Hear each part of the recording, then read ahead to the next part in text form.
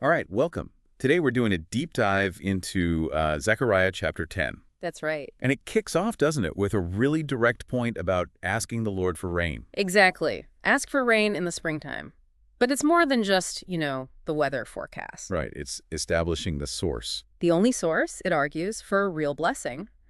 Life-giving rain, growth, thunderstorms, it all comes from the Lord. It's foundational. So look here first.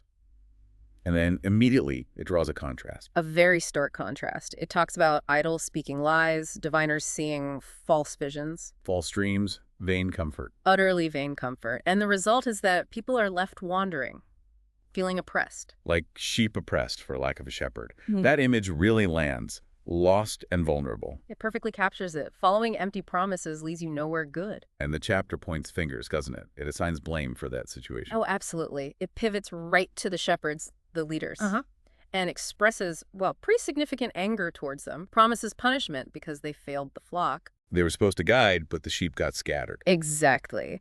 But then comes the shift. Despite that failure, there's this powerful promise of care. Specifically for the house of Judah. They won't stay lost sheep. No, the promise is to care for them, make them strong, and the imagery is incredible. They'll be made like a proud horse in battle. Wow.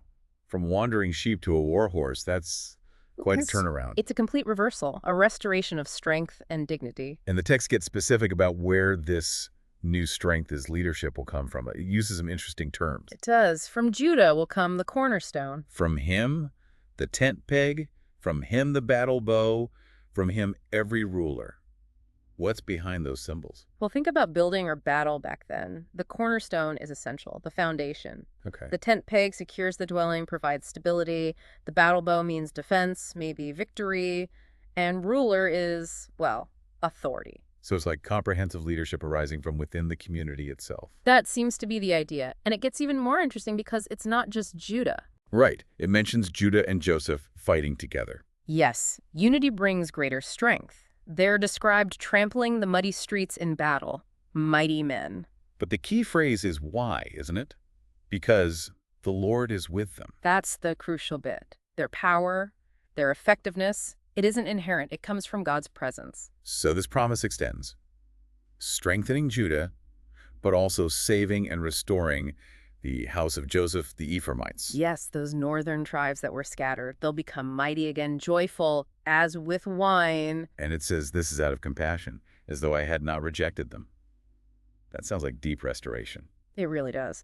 A profound level of grace after hardship. And then it lays out the plan to actually gather these scattered people. How is that supposed to happen? The Lord will signal for them, gather them, redeem them. The aim is to make them as numerous as before. So even if they're far away. Even scattered in distant lands, the promise is they will remember the Lord and they will return with their children. And this return journey, it's not painted as easy, is it? There are major obstacles mentioned. No, definitely not easy. The imagery is intense. Passing through the sea of trouble. The surging sea subdued, the Nile drying up. That sounds familiar. It absolutely echoes the Exodus. It's saying that same divine power that brought them out of Egypt through the Red Sea. Can clear the path again. Exactly. It can overcome any obstacle, flatten any barrier on their way home. Even the pride of Assyria and the power of Egypt will be brought down. Right. Those great empires that scattered or oppressed them won't stand in the way of this return. It's a demonstration of ultimate power. It's a triumphant picture, and it loops right back to the start, doesn't it?